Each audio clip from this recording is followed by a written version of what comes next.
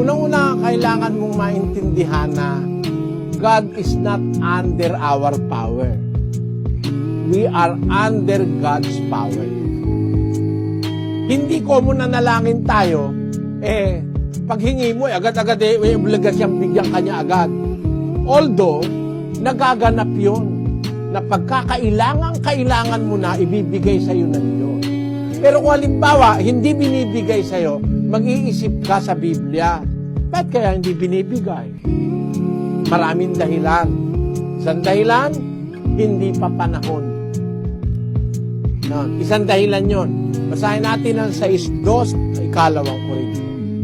Sapagkat sinasabi niya, sa panahong ukol, kita'y pinakinggan, at sa araw ng pagliligtas, kita'y sinaklolohan.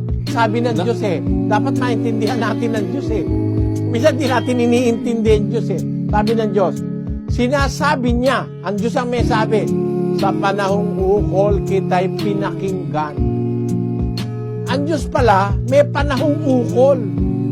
Hindi siya pwedeng pabigla-bigla na kahit hindi panahon. Halimbawa, gusto ko na pong mag-asawa, tatay may gatas pa labi mo, gusto mo lang mag-asawa. Para mga bata ngayon, 13 anyos, 12 anyos, umaalembong na.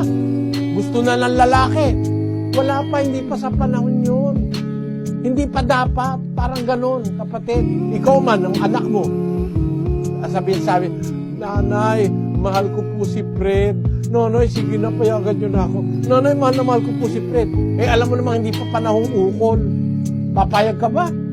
Basahin natin ang unang Korinto 7, versikulo 36. Ngunit kung iniisip ng sino mang lalaki na hindi siya gumagawa ng marapat sa kanyang anak na dalaga, kung ito'y sumapit na sa kanyang katamtamang gulang, at kung kailangan ay sundin niya ang kanyang maibigan, hindi siya nagkakasala, bayaang mag-asawa sila. Tamo kapatid, may panahong ukol Kung halimbawa, yung anak mo nagwawala, gustong mag-asawa, pinipigilan mo, bata pa.